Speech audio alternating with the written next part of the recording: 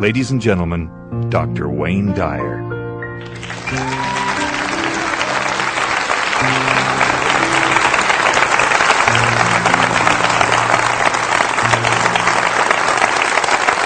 Thank you. Thank you. Thank you.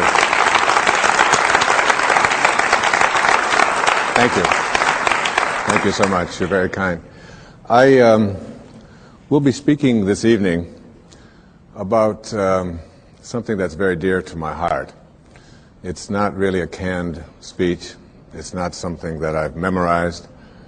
I don't speak from notes. I speak from my heart about something that I work on each and every day in my own life. It is about a process that has been a growth thing for me. The idea of there being levels of awareness, ordinary human awareness, and higher levels of awareness are something that you can do a lot of reading about and you can study spiritual literature. But until you begin to put it into practice and live it each and every day, it really just is something that is distant and more academic. What I will be attempting to do here this evening is to share with you some very specific principles that I have studied and practiced with my family, with my wife particularly, and our children, and my extended family. I am not here to proselytize from any particular point of view. I don't represent any religion. I'm not organizing anybody or encouraging anybody to join anything. I have never been a joiner. I don't pay any memberships anyplace. I really don't think of myself as a very organized person, period. I think a truth is a truth very often until you organize it. And then it becomes a lie very often because the organization becomes more important than the truth that we're attempting to teach. So this is not really about getting people to agree with me. When I was back in school, I had professors who used to say, if you want to understand poetry, or if you want to understand a great novel, or if you want to understand a great movie or enjoy it, what you have to do is practice what he called willingly suspending your disbelief. So that when you go into a movie theater, for example, you will see a two-dimensional screen. And you don't walk in and say, well, that's just a two-dimensional screen with a lot of images that are being projected from the rear of the room from a projector, and I'm not going to allow my emotions to be impacted or affected by a silly little thing like a projector. If you did that, you would not be able to enjoy the movie. What you do is you willingly suspend your disbelief. You just let go of any of your doubts, and you just allow yourself to be entertained for a couple of hours. And you say, like, all right, Nicolas Cage can exchange faces with another man, all right? That's a possibility. I'll buy it, all right? And they can go home and convince their wives, even though they've just exchanged faces and nothing more, which was always a surprise to me, that this thing's really happening. But what I'd suggest to you is that if you argued with that and said, oh, this is ridiculous, or this is just not possible, that you wouldn't be able to enjoy the movie. And I suggest that you take what I'm speaking about here this evening. Some of it will conflict with some of the things that you have been conditioned to believe in, some of the things that you may hold very dear to your heart. And I'm not here to challenge them. I'm not here to get you to change your point of view. I'm not here to get you to join some organization that I think will get you to be more enlightened.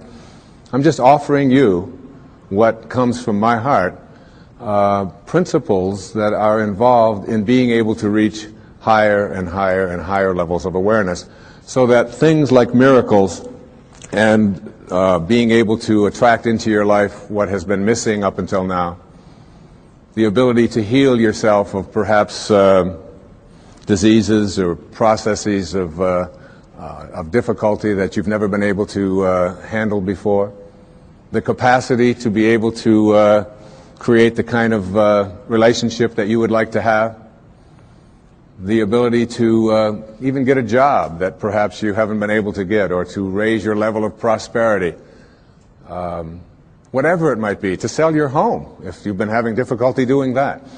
That there is an energy in the universe. There is something that is in each and every one of us. And it's also in the universe. And you are connected to it in a way that is often perceived to be aloof from us, because it's invisible, because it's in the world of what we call spirit, the world that is not material. And I would like to suggest that you suspend your disbelief, allow yourself to know that you're not a human being here having a spiritual experience, but that it's the other way around, that you're a spiritual being having a human experience. And the quality of your human experience is really much more dependent upon how you use this invisible intelligence and how you connect to this energy. And once you have an awareness that you can never be separate from it, that you and it, and whatever you call it, it doesn't matter. It doesn't matter if you call it God, if you call it divine presence, if you call it soul, if you call it spirit, if you call it consciousness, if you call it Christ consciousness, you can call it Buddha consciousness, you can call it Louise, you can call it Edna, you can call it Ralph. Alan Watts once said that you can't get wet from the word water. It isn't the word that allows you to experience water. And whatever it is that you call it is something that is distinct from what it is. When I was walking in here this evening on these beautiful grounds, I saw some people looking at the flowers and the different plants that were growing. And as they were looking at them, there was one person who was obviously an expert, a botanist of some kind, and he was trying to explain to each one of the people what the name was, the technical name for each one of the flowers. And I was watching that and thinking, it doesn't matter what you call it. Can't you enjoy? Look at that thing. It's orange, and it just came out of nowhere. There's something very profound about enjoying it and being there with it, rather than being obsessed with labeling it. There was a very famous Danish theologian. His name was Søren Kierkegaard. He once said that once you label me, you negate me. Once you place a label on me and put me into a compartment or a category of some kind, I must then become what it is that you have labeled me to be. So that we want to be able to live our lives and to practice principles of higher awareness without being so consumed with what I call ordinary human awareness. And ordinary human awareness is just the recognition or the belief system that I am a human being. Maybe I'm having a spiritual experience, I'm not quite sure. But higher human awareness, what is sometimes in the East called Siddhi awareness.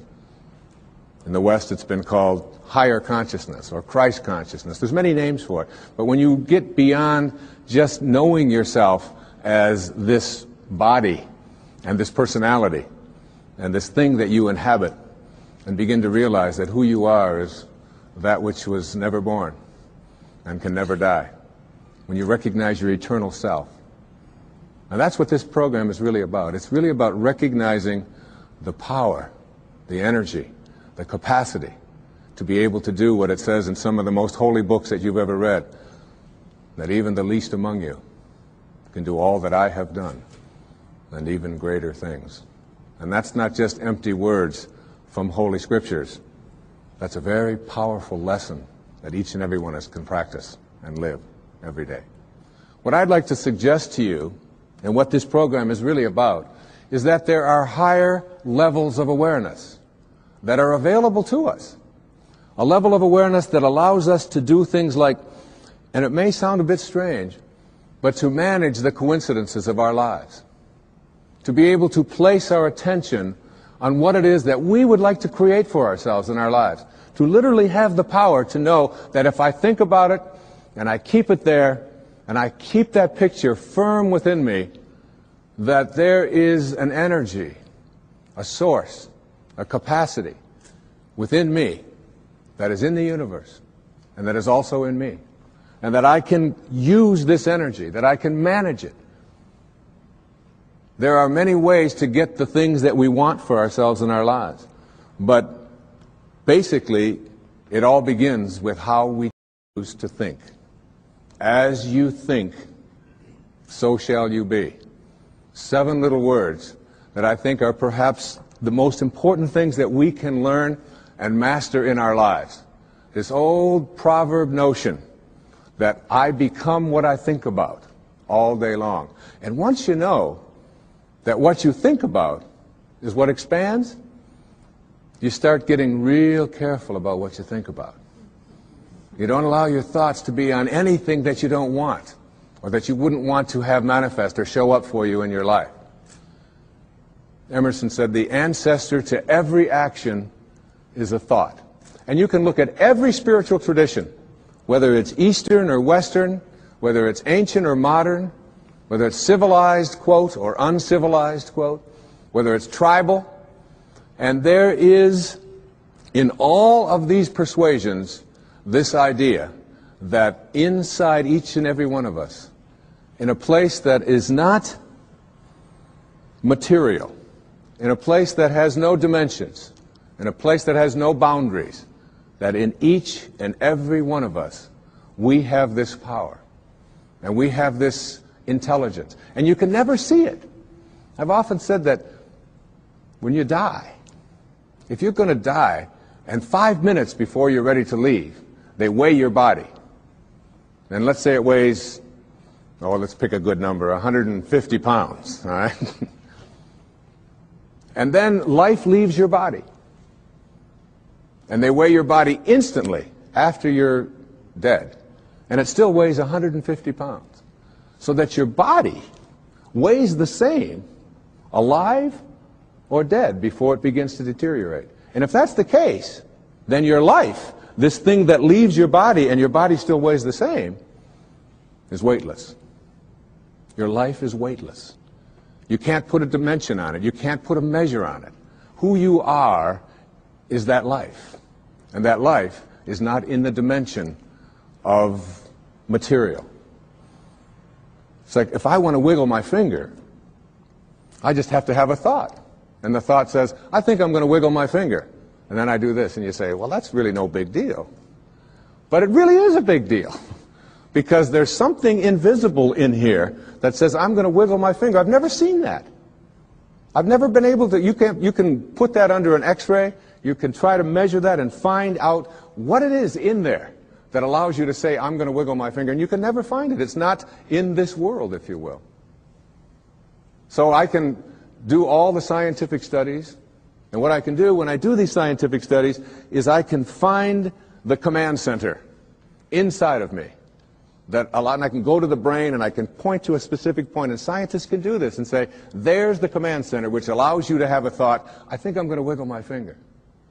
But there's no computer and there's no scientists and there's no technology that can ever allow us to go inside and say, there's the commander in the command center.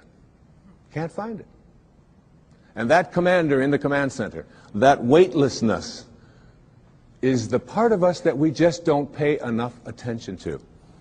And what I'd like to suggest here this evening is that once you start becoming aware of the power of thought, and if you look around, just look around you at everything that you see, it all began with a thought. We become what we think about. And that is probably one of the most important principles in learning to manifest. But in my mind, as I think about this idea of getting what you really want and being able to attract it into your life, what we have to look at is basically the obstacles that we have conditioned ourselves. And you notice I say that we have conditioned ourselves, because I have never believed that we need to be putting the responsibility on someone else. If you're conditioned, it's because you have allowed yourself to become that.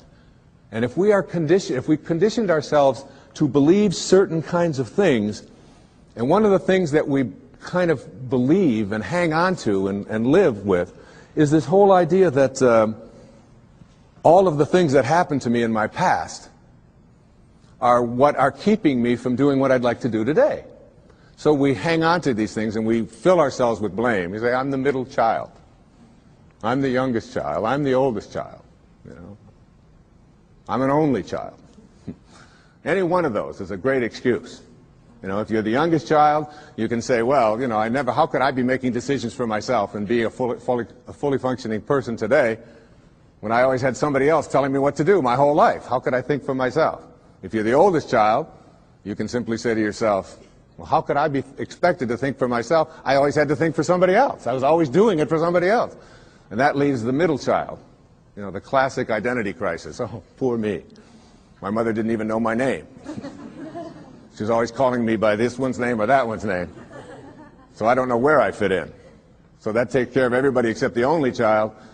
And of course the only child, well, your parents looked at you and said, we won't be doing that again. You have to live with that, I don't. So everybody, with their birth order, or with their mother liked their sister better, or that we had enough, or we didn't have enough, or we had too much, or we lived in the north, we lived in the south, I'm too tall, I'm too short, I've got too much hair, I don't have enough hair, it's falling out, it's not falling out, whatever it is, we all have these excuses. And I call all of these things that we hang on to and use to keep ourselves from reaching these higher places in our lives, the wake. I call it the wake.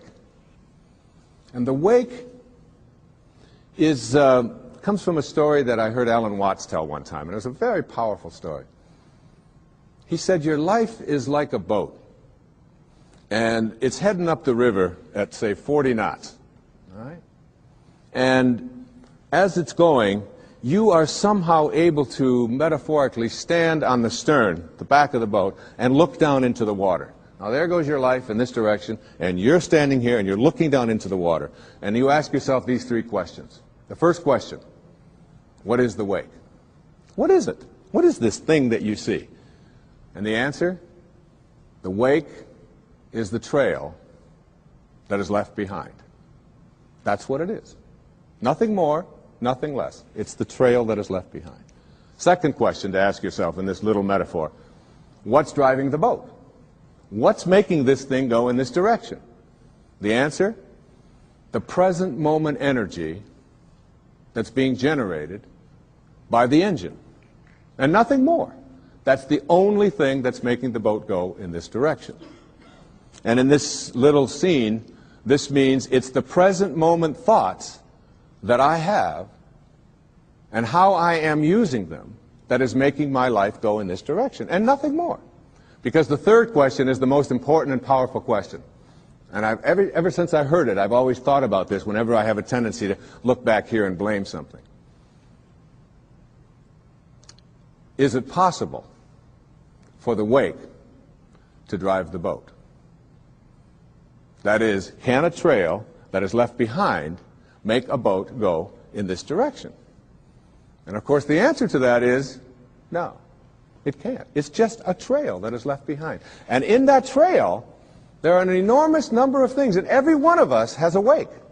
And we have a whole lot of stuff in it. And one of the problems that we have is that we have a tendency to look at the wake and all of the stuff that's in it to explain why it is my life isn't working the way I would like it to work. So that you can take a look at the experiences of your life. I look at the experiences of my life. In the experiences of my life, I spent some years in a series of foster homes. People have said to me, oh, living in a foster home, that must have been terrible. I said, no, it wasn't terrible at all. When you're 6 years old, you don't wake up every day and say, oh my God, I'm living in a foster home, isn't this awful, poor me, how come me and nobody else? You don't do that. You don't do that till you're 40. And when you're 40 and your life isn't working and you're bankrupt and you're a drug addict and you're falling, your relationships are all falling apart and your family's leaving you, and you say, why is this happening to you? You say, what do you expect from me? I had to live in a foster home. My mother liked my sister better. We were too this, we were too...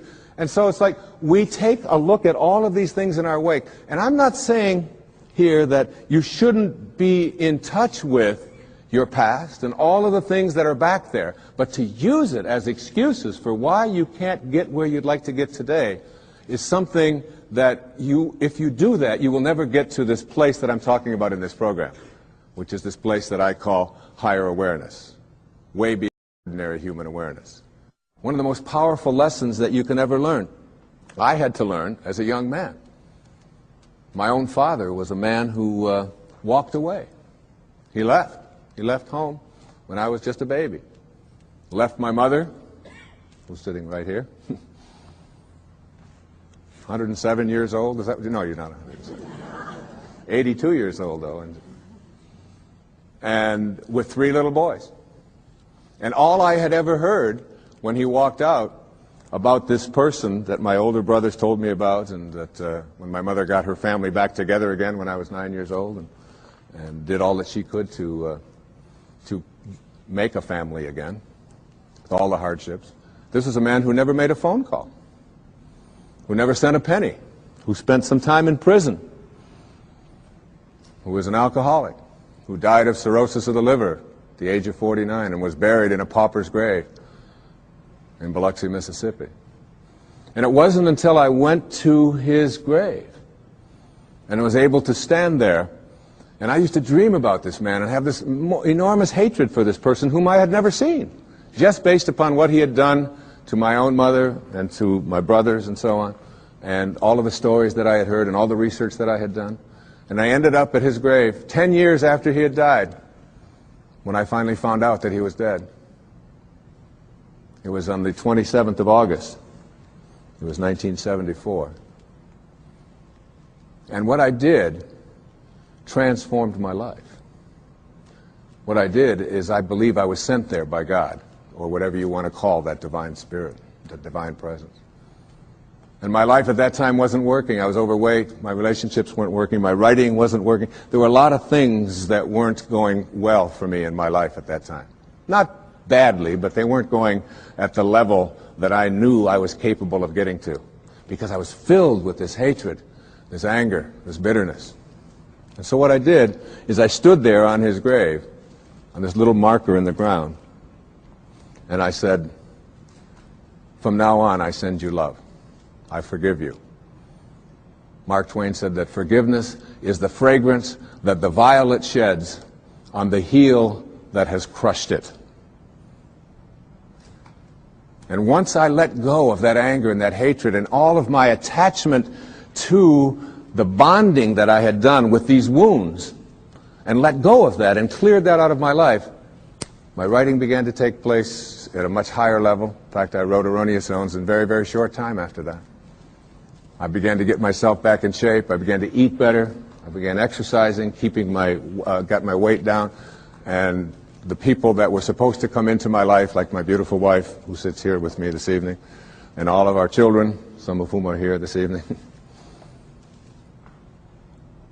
all of it was allowed to flow when I released that energy of negativity and blame and hatred. They say that you never die from a snake bite. It isn't the bite. And you can't be unbitten. It's in the wake. What kills you is the venom that continues to pour through you long after the bite has taken place. And that's something we have control over and we can change. And I'd like to suggest that what happens is that many of us bond ourselves to these wounds of our past. If I were to cut my hand, just cut it, and watch it, my nature says, close up the wound. And I just have to watch it. And there's no doctor out there, there's no medicine out there that's going to heal that wound. There's a healing stream that I am connected to that will allow that wound to heal. So my nature says, close up the wounds. Don't bond to them, don't hang on to them, close them up. But supposing I say to myself, oh, no, you don't. There's no way I'm going to let you close up. You see, if I can keep you open, and I can go to you and say, look at this. You say, what happened? Well, look at this cut I've got. Oh, you poor thing. Look at that. It seems to be getting worse. It's getting infected. Isn't that terrible? And if you practice this kind of a mentality, when your nature says close up the wound, but you keep it open, before long you lose your hand. And after that, you'll lose your arm. And the whole organism will be destroyed if you don't let your nature take over. And your nature also says, close up the wounds of your past. Close them up. And oftentimes we ignore our nature. I had a great teacher that came into my life through his writing. His name was Nisargadatta Maharaj. Lived in India up until the mid-1980s. And he wrote something called I Am That, which was very powerful and influential in my life. And one of the things that he talked about when he was asked the question, what's the difference between, say, a saint or a highly functioning human being, a spiritual master, a spiritual teacher, and the rest of us? Is that they have unconditional love in them and you don't, or we don't? And he said, no. He said, saints have unconditional love in them, and so do you. He said the difference between ordinary human awareness and higher awareness people is that they have nothing else inside of them. That's all they have. And it's almost like we have to learn how to get that in ourselves. To be able to, well, I always like to use the metaphor of an orange. I love the orange. Perhaps living in Florida is why, but an orange is a simple metaphor. You take this orange and you squeeze it as hard as you can squeeze it, and you ask yourself, what will come out? And what comes out when you squeeze an orange? Orange juice. Never, no matter how many times you squeeze it, will apple juice come out. There's no mistakes. You'll never get grapefruit juice out of this thing, ever. The only thing you'll ever get out of it is orange juice. And the next question is why? Why when you squeeze an orange, as hard as you can squeeze it, does orange juice come out? And I asked that question up in Toronto one time, with this little girl sitting right in the front row. She said, that's dumb.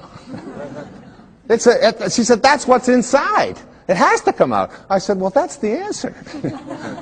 You are really smart. And she smiled. She thought that was great.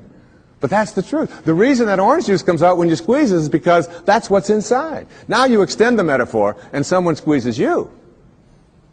That is, someone says something about you that you don't like. Someone behaves towards you in a way that you find offensive. Somebody does something or says something to you that you feel hurt by. And out of you comes anger, hatred, bitterness, tension, fear, anxiety, stress. And immediately you say, the reason that comes out of me is because of how he said it, or the way that she said that, or because they did that. But the truth is, the reality is, that what comes out is what's inside. And if you don't like what's inside, you can change it. Now, if you ask me, how does orange juice get inside of an orange? I would say, I don't know. I can't figure it out. That's a mystery to me. I just enjoy the oranges of my life and give God the credit for that. A lot of people think that other things make them the way they are. They will blame their past, they'll blame their parents, they'll blame the economy, they'll blame the Ayatollah, they'll blame somebody for things that are going wrong in their life. And one of the favorite things that we have to blame for why I'm upset at a particular moment is something called traffic. Traffic made me upset. And I've always reminded myself when I'm in a jam or when I'm on the freeway and I'm trying to get someplace, that traffic doesn't care. That you have within you the opportunity in this moment to really work on these things that are perhaps debilitating or creating anxiety or stress in your life.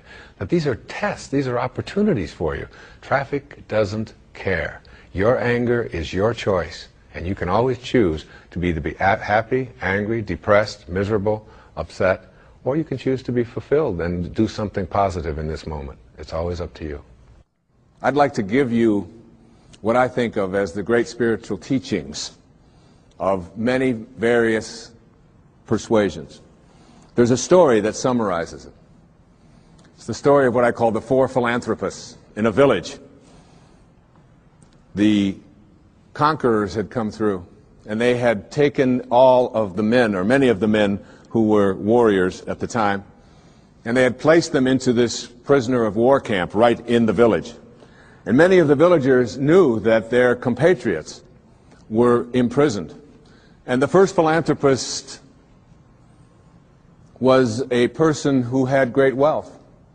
And he went to the people who had the prison and were in charge of it, and he said to them, I understand the men are not able to have fresh water and cold water. I would like to donate all of my earnings and everything that I have to purifying the water for them and making sure that all of them will not be sick. And he was granted that. And he he had fulfilled his destiny, that he had done what he was here for. The second philanthropist discovered that the men were sleeping on rocks and that they were cold at night. They didn't have blankets. And he took all of his funds and he said to them, I would like to provide bedding and blankets for the people so that they will be comfortable when they sleep at night. And he was granted that right, and he donated his money for this purpose. And again, he felt that he was fulfilling his destiny.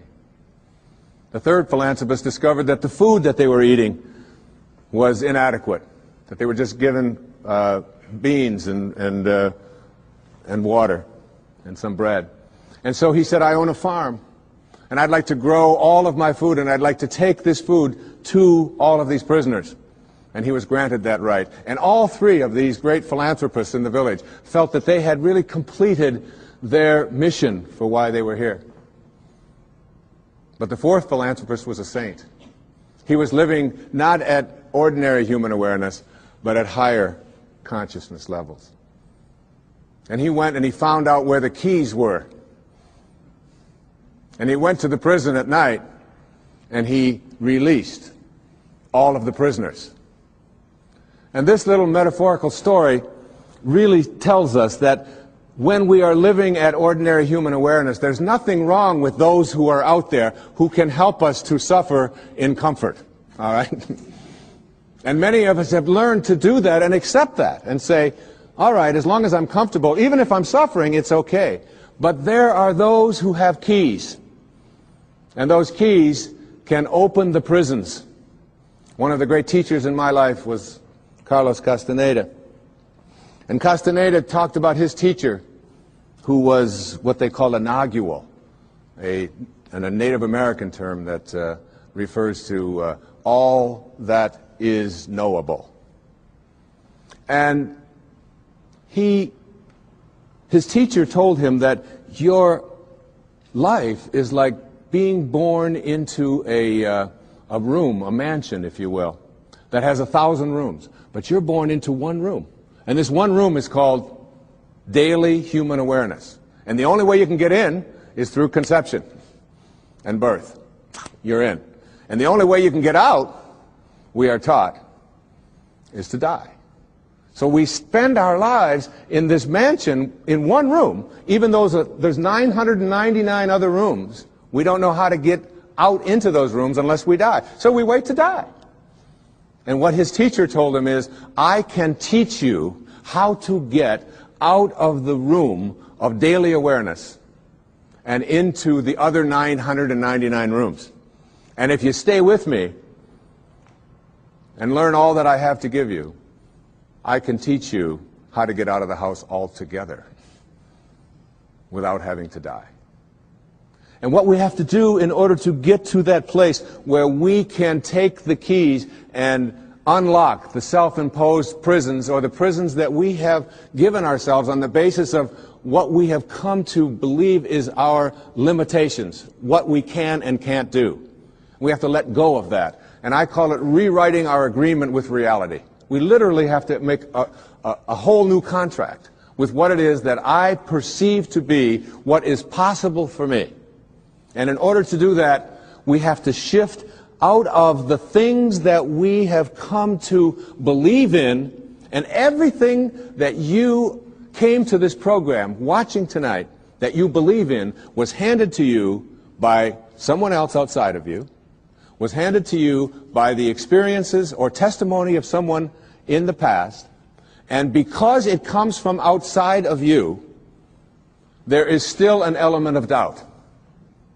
And this element of doubt isn't bad, but it keeps you from reaching higher levels, because what you think about is what expands. And if you're thinking doubt, then doubt is what expands. William Blake said, if the sun and moon should ever doubt, they would immediately go out.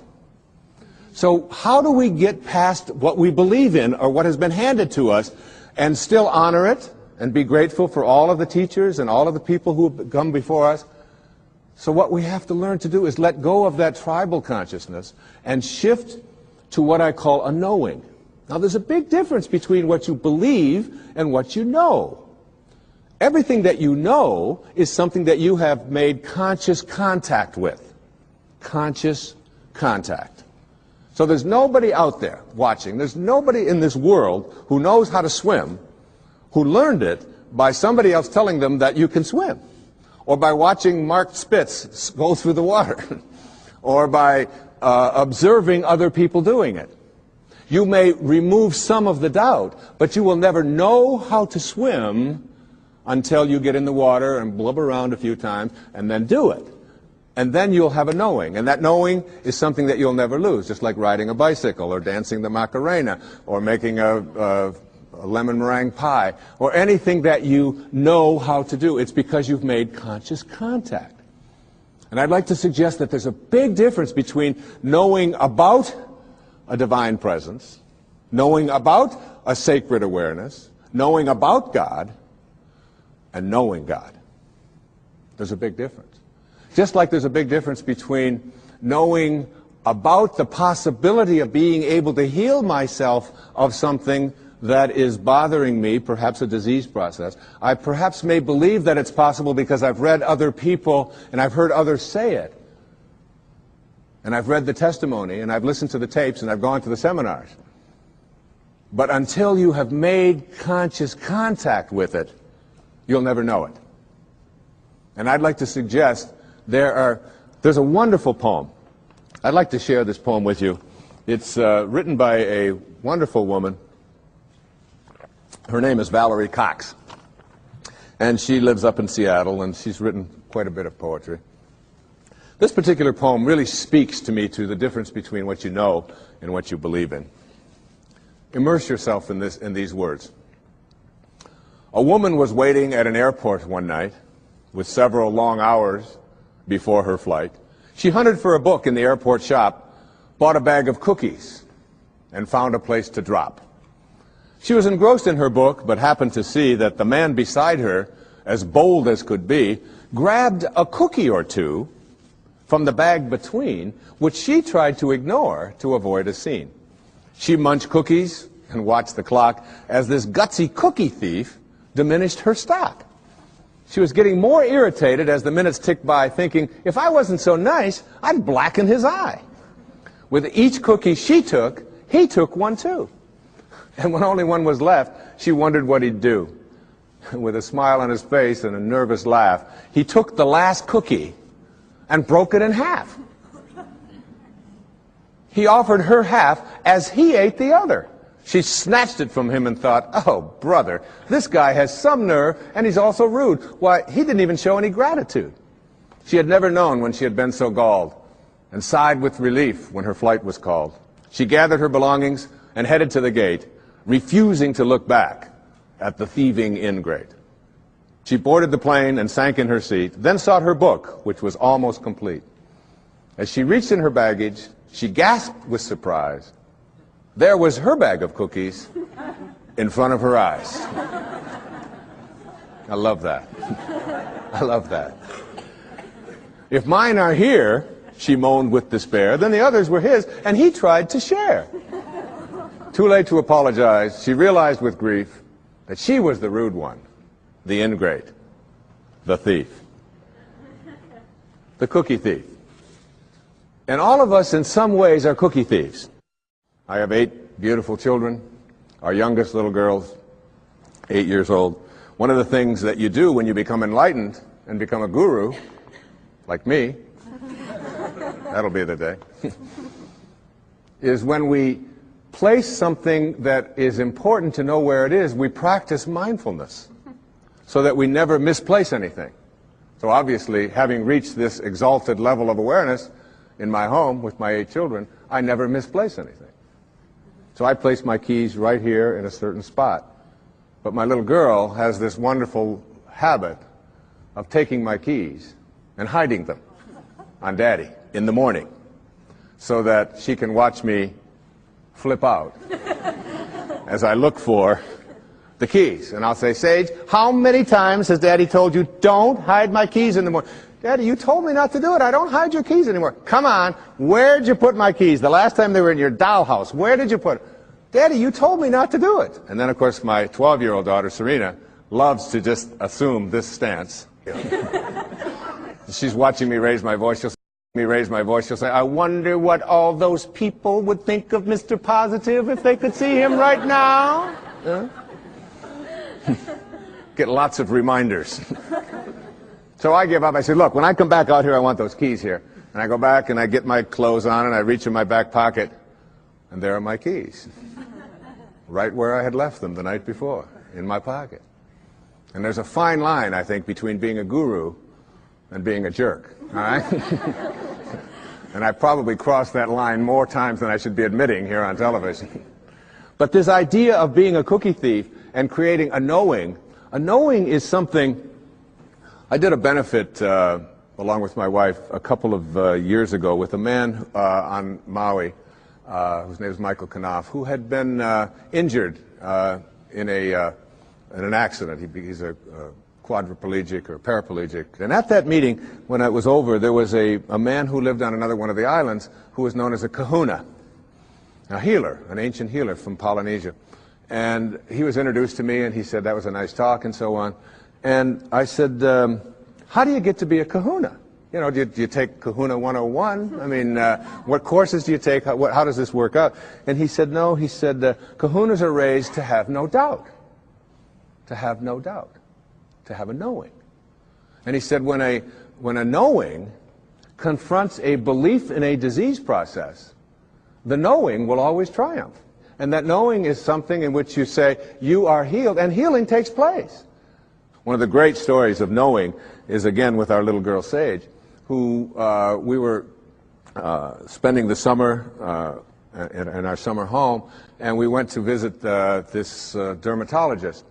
And Sage has had this thing called flatwarts for the last, well, since she was 2.5 years old. From 2.5 until 7, which is over 4 years, she had these flatwarts, and not only did she have them around her face, around her mouth, and around her nose, but they were getting worse. They were moving up, and they were getting up around her eyes and so on, and we noticed that they were getting progressively worse, even though all of the places that we had taken her had said, they will go away.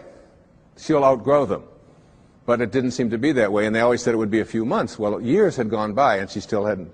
So we were over at my friend's, this dermatologist in Kihei, and I said, Kenny, as long as we're here, would you mind taking a look at Sage? And my wife was there, and he took this big white light, and he put it in her face, and he said, you've got flatwarts.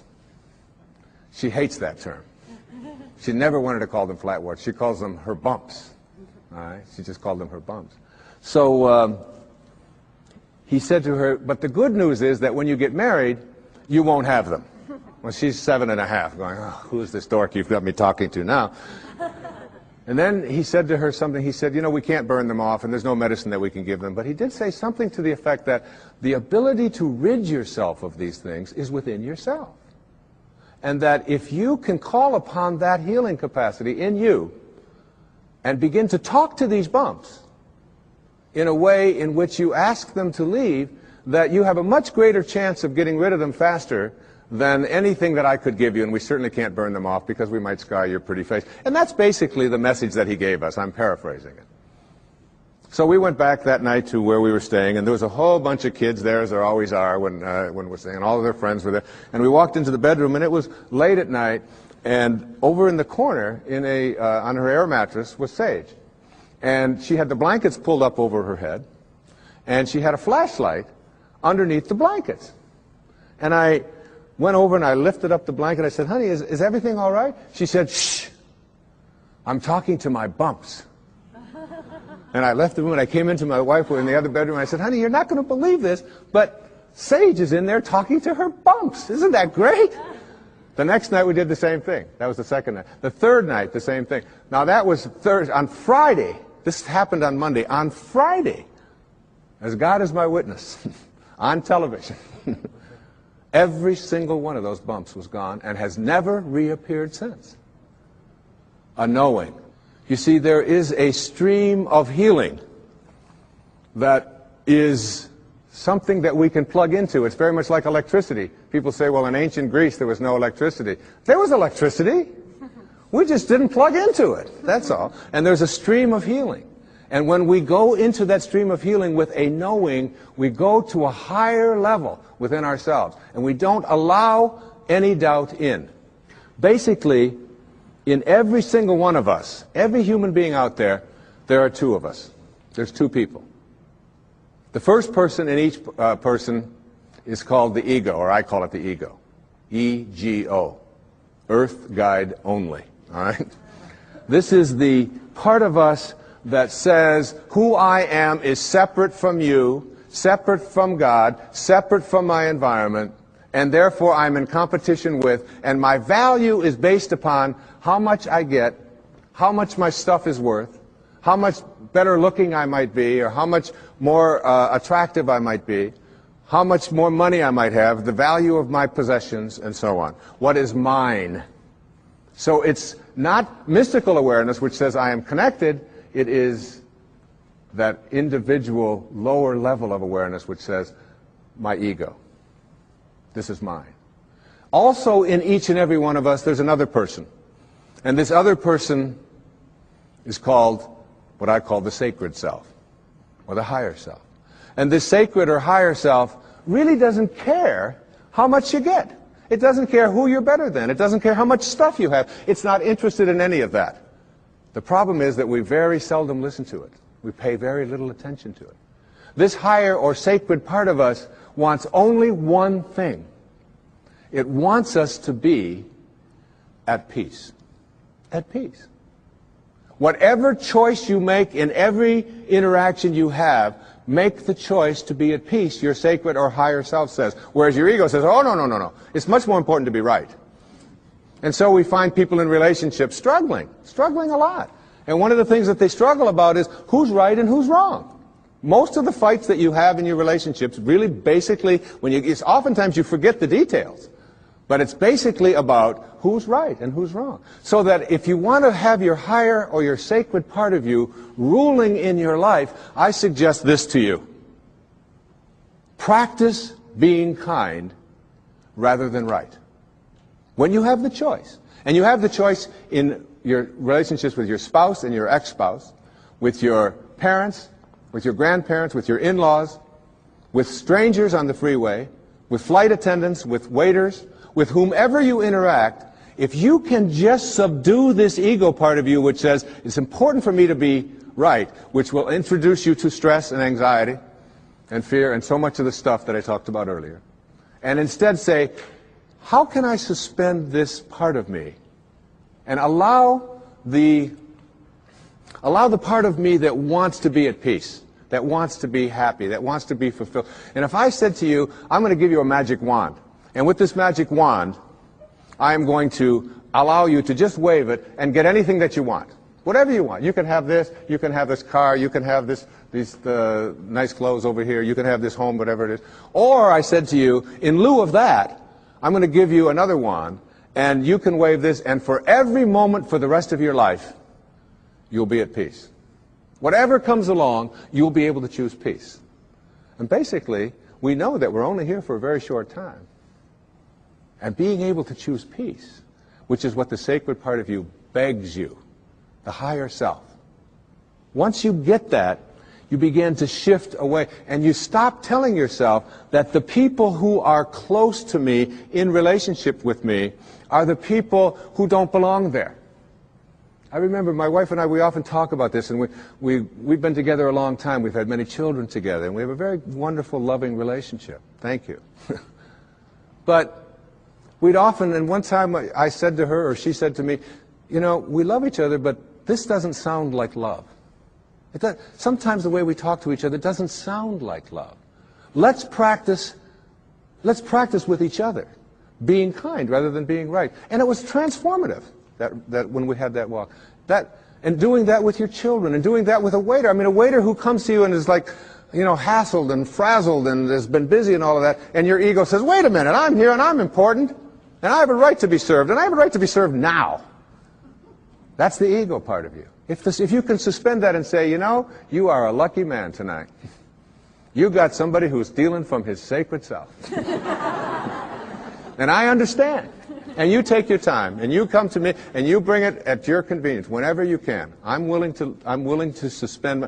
And you know what? You'll get so fast, and with such gratitude, just for being kind, if you practice it. Every single one of us are in relationship, whether it's with our husbands and wives, with our ex-husbands and wives, with our children, our grandchildren, whether it's with people we drive along the freeway next to, whether it's with waiters and waitresses, or baggage handlers, or flight attendants, or people that we are in line to get into the movie. We're all in relationships, and we interact with each other all the time. And probably the best lesson that I've ever learned in my life about how to be in a relationship in a way which is powerful and happy and fulfilling is to remember this sentence. When you have a choice, and you always do, to be right or to be kind, start picking kind. The ego part of us wants to be right. How dare you not serve me as fast as I think I deserve to be served? How dare you say something to me? And immediately we want to make that other person wrong and make ourselves right. But there's a part of each one of us that wants to be happy, wants to be at peace. And that part of us says, it doesn't matter whether you're right. It doesn't matter about your ego. All you want is to be at peace, so pick kind. This kind of an attitude, if we had more of this, not only in our own personal lives, would we improve virtually every relationship we have with all of the people closest to us and all of the strangers we interact with. But on our planet as well, we would begin to understand the wisdom that on a round planet, there's no choosing up sides, that we're all one. We're all breathing the same air. We're all drinking the same water. We're all being warmed by the same sun. And as they say, as the Native Americans used to say, no tree has branches so foolish as to fight among themselves. It applies in your relationships, and it applies as a people as well. I've often said that in any relationship in which two people agree on everything, one of them is unnecessary. All right? So it isn't about getting somebody who's just like you. In fact, your soulmate is the person that you have a lot of difficulty with. Your soulmate's the person you can't get rid of. They just keep showing up. You say this, they say that, and there they are, they're back again. And they never go away. They keep showing up in your life. And everybody has these people. These are our greatest teachers, because anybody in your life who can push a button and send you into a frenzy is the person who's your greatest teacher. You know why? Because they teach you that you haven't mastered yourself at this moment. You don't know how to choose peace. In A Course in Miracles, there's a wonderful line that says, I can choose peace rather than this. Whatever it is, I can choose peace. My soulmate, my wife, is one of my soulmates. I mean, she knows how to push those buttons. She's really good at it. And she's one of my greatest teachers. I remember saying to her one time, honey, do you love me for who I am or for what I've been able to do for you? I just wonder. She said, that you call yourself a spiritual person? I can't believe you would even ask a question like that. She said, I don't love you for what you can buy for me or what success that you've had or where you are on any bestseller list. I love you for who you are. And I will always love you. I said, well, I was just asking. I said, what if I was just Joe Sixpack? You know, and I was just bringing home, you know, a meager salary and so on. She said, I will always love you for who you are. She said, I would miss you. But I would always love you. She knows. She's got that. You know. And all of us have soulmates. My daughter Serena, who's just turned 13, my teeny bopper. She came home from school one day. She said, there's a rumor in our school. She saw somebody had seen me on television that you actually wrote a book about how to raise children. Tell me it isn't true. I said, honey, you can come and hear me speak. Would you like to come and hear me speak? I said, people actually pay to hear me speak. She said, why? I mean, she's got that, all right? But her soulmate is her sister Summer, who is now almost 15. But when Serena was 12 and Summer was 14, my wife was away working on a book of hers, and I was taking care of everything at home while she was working on her book about a spiritual approach to childbirth and infancy care. And she's as qualified as anybody to write about that, I can tell you. And I was making breakfast. I was making waffles for them in the morning at the toaster. And she mixes all this stuff up. It's a lot easier to just put them in. And Summer and Serena were sitting at the back table in the kitchen. And I heard Summer say to Serena, out of nowhere, about 6:30 in the morning, if you didn't have any feet, would you wear shoes? And I turned around, I said, where is this going? And Serena went, that's ridiculous. What do you mean if I didn't have any feet, would I wear shoes? She said, of course not. And Summer said to her, then why are you wearing that bra? Everybody's got a soulmate. Stormed out of the room. There was But it isn't the people who agree with us. It isn't the people who tell us the right thing. It isn't the people who always find us, just perfectly smelling good and so on. There is an element of understanding that everybody who shows up in our life has something to teach us. Many people have said to me that they have observed in my writing and in my teaching over the years that I have changed. I've evolved, if you will. That when I first wrote Erroneous Zones and Pulling Your Own Strings and books like this, that I was really talking about something much different than I'm talking about today, which is spirituality, higher awareness, higher consciousness, and it's true. Because one of the great teachers, again, in my life was Carl Jung. And in Modern Man in Search of a Soul, he said that there are archetypes, there are stages that we go through when we reach adulthood. He said those stages work like this. He said it starts out with the athlete when you reach adulthood. And he called it the athlete, not as a put-down of athletes, but as the time in our adult life when our primary emphasis is on our body. What it can do, how strong it is, how fast it can run, how much it can lift, how beautiful it is, and so on. And we believe that we are a body, if you will, perhaps with a soul. He said the second stage is what he called the stage of the warrior. And this is the time in our adult life when we take ourselves out of our physical self, if you will, and we take this body out into the world, and we do what warriors do, which we attempt to conquer, we attempt to defeat, we attempt to get as much as we can. It's the age of the ego. It's the time when we're saying, what are my quotas? What's in it for me? What can I get? And we go through that stage. And I believe that I was writing earlier in my life to teach people how to be better athletes and better warriors, because that's where I was in my life in those days. And the shift has taken place for me as well. Jung said that the third archetype is what he called the archetype of the statesman or the stateswoman. And this is when we finally get to a place in our adult life when we stop saying, what's in it for me? How much can I get? How much can I accumulate? And we begin to ask the question, how may I serve? What are your quotas? And serving others becomes much more important than our own egos, until ultimately we reach what he called the stage of the spirit, the archetype of the spirit, when we finally begin to recognize that this is not our home. What it means in the holy books when it says, you are in this world, but you are not of this world. And these four stages represent also where we can look at our own self. How am I doing going through these? To what extent do I find myself consumed with my own quotas? What's in it for me? How much can I get? And ask ourselves that question as we begin to interact and deal with other people. Being able to manifest, being able to attract into our lives what it is that we'd like to attract into our lives boils down to a formula that I'd like to share with you here this evening. And this formula is one that everyone that I know who is able to get things into their life practices this. I call it the 4 reallys. All right? So that what you really, really, really, really want, you will get. And these 4 reallys each of them stands for something. And if you look at people who are good at, some people call them lucky, some people call them highly spiritual, whatever it might be, but they are good at getting what they want in their lives. And here are the 4 reallys. The first one says, I wish. So what you really wish for, everything that you'd like to get into your life starts with a wish. It's a thought. I wish I could get that job. I wish I could get that promotion. I wish I could lose weight. I wish I could get rid of that addiction that I have. I wish I could, whatever. It's a wish. So what you have to start with a wish. The second really stands for what you desire.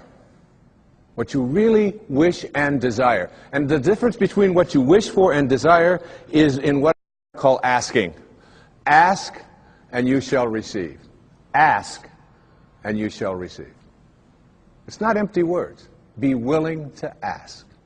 When I get stuck sometimes writing and I'm just not quite sure where to go or whatever, I just leave the typewriter or I leave the yellow pad that I'm writing on. I walk over to the couch and I get into a meditation and I say, I would like some help in having this become clearer as to how to express it. And it's always there. Sometimes the phone will ring. And my wife will call and she'll say, did you know that this was in the mail? And I'll say, read it to me, and it'll be exactly what I needed. Sometimes it just comes in the thing that I call an intuition or an insight, whatever it might be. The third really stands for what I intend. So now you shift away from what I wish for and ask for, and you frame it in such a way that you intend to create it.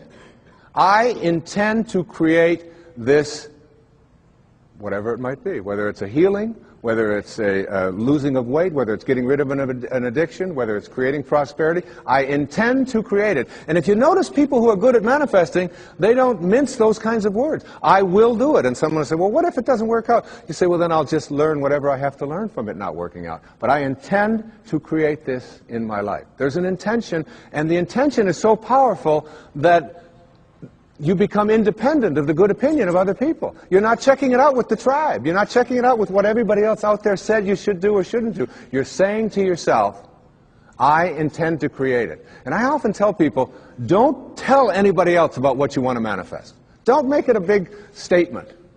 Instead, keep it to yourself. And they say, why do you want to say that? I say, because the minute that you do, you invoke ego. And in quantum physics, there's a simple line. It says, particles themselves are not responsible for their own creation. Another way of saying that is the way St. Paul said it. That which is seen, he said, hath not come from that which doth appear. That is, the source of everything over here is not over here. It's in this invisibleness. And once you invoke ego, you have to defend it, you have to explain it, you have to get the tribe involved in it, and before long, you've lost the capacity to manifest. It's a spiritual journey. Inspiration, in spirit. When you're inspired, in spirit. The fourth really stands for passion. Passion. That is, I am absolutely passionate about it, and I intend to create it with that love. One of the great books that one of my teachers sent to me from ancient India, written like 3,000 years ago, has a line in it that says, to attempt to manifest what you want without passion is like dressing up a corpse. So you take this corpse, and you put a tuxedo on it, and you dress it all up, and you put all the makeup on it, and you take it out into the world, and you say, now, see what you can get for me. But basically, it's dead inside. And if it's dead inside, that is, if it lacks passion, if you lack passion, you're not going to be able to attract it into your life. So what you wish for, ask for, intend to create, and have passion about, you'll get. You'll get it. That's the good news. The bad news is that what you really, really, really, really don't want, you will also get. And this is one of the most difficult things for people to understand. And when you're dealing with the tribe and you're dealing with what is and what everybody else tells you is impossible, and somebody might be watching this and say, well, that's just a lot of nonsense. I mean, you can't just put your attention on something, think about it, and have it come true. It involves a whole lot of other stuff like that. You see, here's how it works. You cannot attract thin from I hate being fat. Because if what you think about is what expands, and what you're thinking about is hating being fat, then hating being fat is what you will continue to manifest. You act upon what you think about. You cannot attract prosperity from an inner consciousness that says, I hate being poor, I despise being poor. Because if you despise being poor, if you're angry about being poor, then being angry about being poor or despising it is what you will continue to act upon, and you'll be able to say, see? Now it gets worse. You cannot manifest what you want if your attention is on what is. If your attention is on what is and the circumstances of your life, that's where your thoughts are, then you will continue to create what is into your life. You've got to figure out a way to get your mental images, your energy, your attention, your higher awareness off of what is and onto what you want. And every time your thoughts are on what is, you shift it to what do I want? And it's even worse than that. You cannot manifest what you want if your attention is on what always has been. This is the way things are. You'll hear people say it to you all the time. These are the circumstances of life. Don't you understand? This is reality. Wake up. These are the way things have always been. There's always been poor people. You're one of them. That's just the way it is. And you watch that person, and being poor continues to manifest into their life. If you keep your attention on what always has been, then what always has been is what you'll continue to manifest. As you think, so shall you be. These aren't empty words, folks. This is reality. And the worst and ugliest of all is this. You cannot manifest what you want into your life, no matter what it is, if your attention is on what they want for you, or what they expect for you, or what they tell you are your limitations, or what you can do. Because if your thoughts are on what they want, you cannot put your attention on what you want. What they want will continue to manifest. And you might be in a tribe that always turns left. And all you want to do is make a right turn. And you go to all the tribal elders and you say, look, I just want to make one right turn. And they say, wait a minute. In our tribe, we only turn left. We've always turned left. That's the way this tribe has always been. And so they will have an emergency meeting. And they will convene all of the elders to get you to come to your senses. Jackson Browne is, well, I think, one of the great poets on our planet. Great singer. He has a song called For a Dancer. In there are words to this effect. He says, just do the steps that you've been shown by everyone you've ever known until the dance becomes your very own. Which is what most of us are doing. We're doing the steps that we've been shown by everyone we've ever known, and the dance has become our very own. And later on in the song, he says something to the effect of, into a dancer you have grown from the seeds someone else has thrown. Go on ahead and throw some seeds of your own somewhere between the time you arrive and the time you go home. And then the kicker, it always gets to me when I listen to this song. He said, because in the end, there is one dance you'll do alone. And it's like letting go of this tendency to be a dancer, to be doing the steps that we've been shown by everyone we've ever known, and then it becomes our own. And then we pass it on, and we pass it on. To break that chain, we have to shift our attention off of what we don't want and onto what we do want. And this goes for everything. I was at doing a book tour up in Chicago. I get off the airplane, and a woman picks me up, and she's got a doozy of a cold. Like, you know, Snoopy's, as my kids call it, coming out of her nose, onto her dress. I mean, it was, and I was in this little Honda with her for 2 days.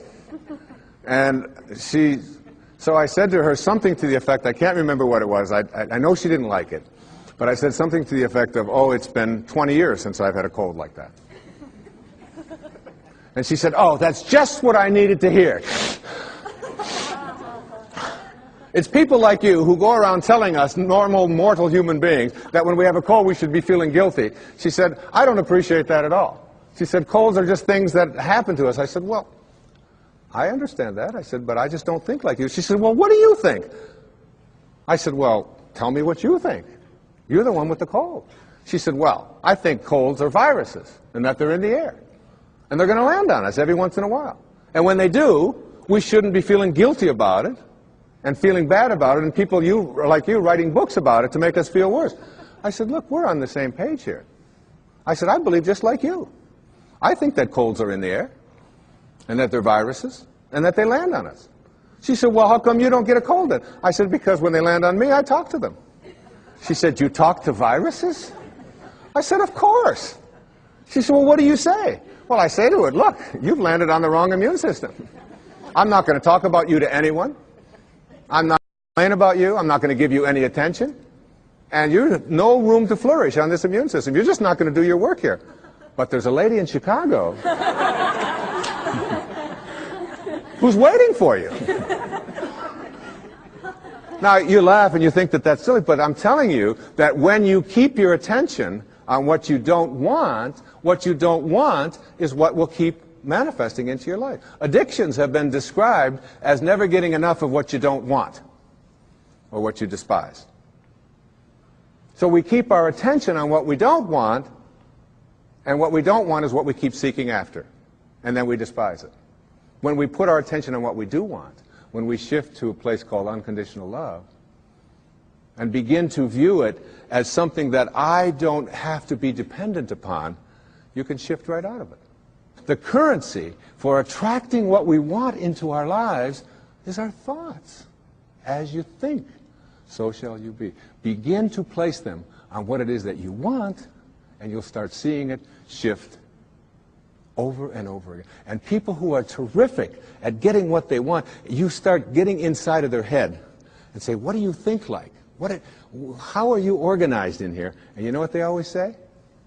I never, ever allow my thoughts on anything that I don't want.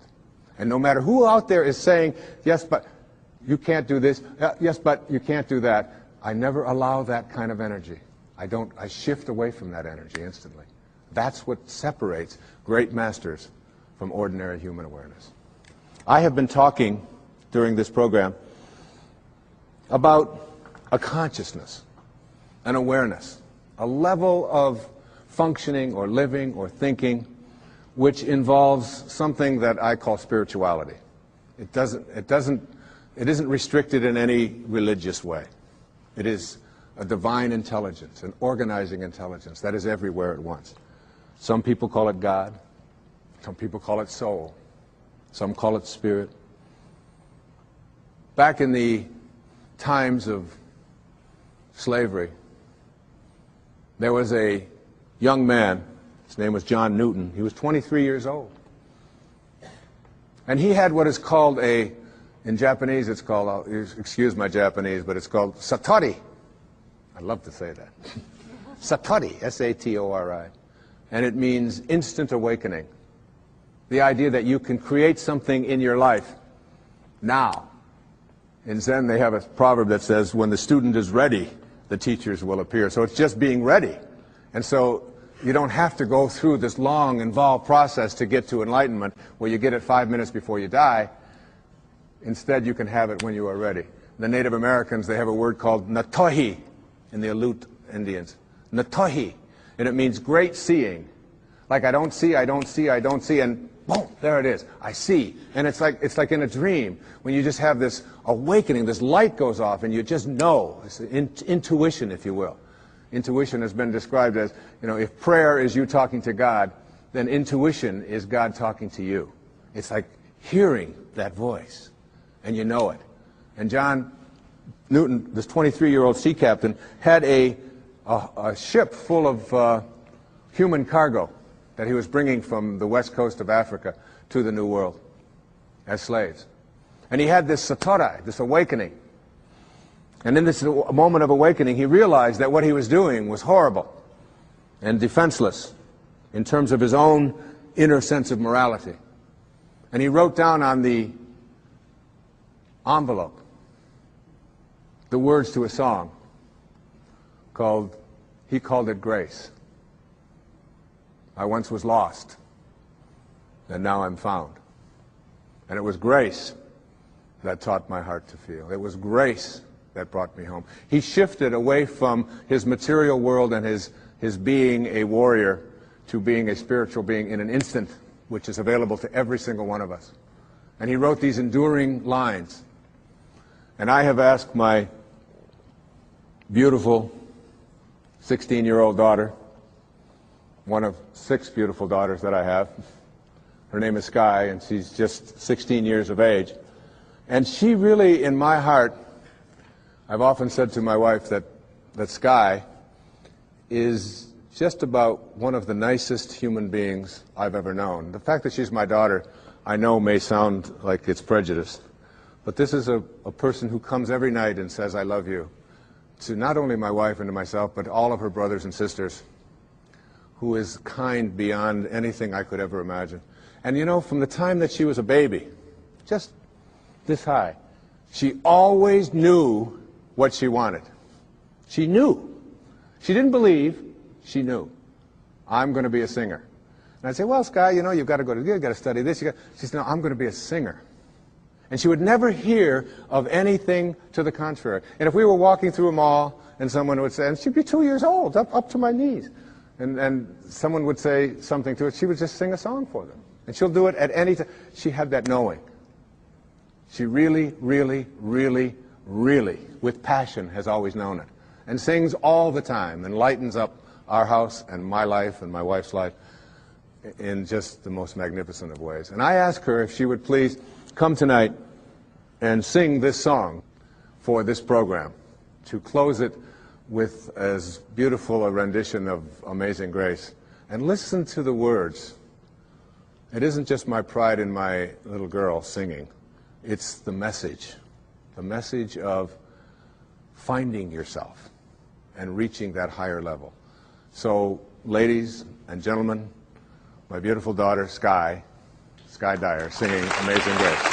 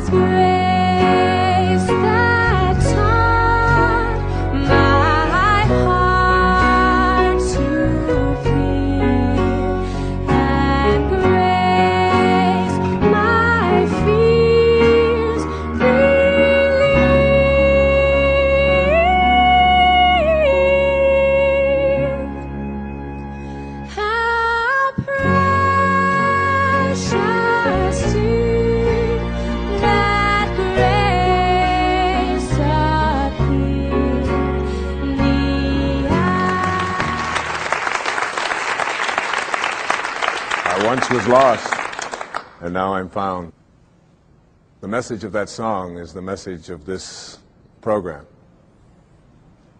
You'll get rid of the snares of your life.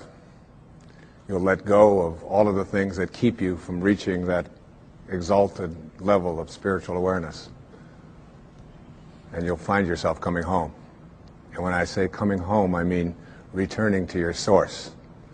Not the ego, which believes you're separate from it, but your sacred, highest self, which knows. God bless you, and thank you for watching.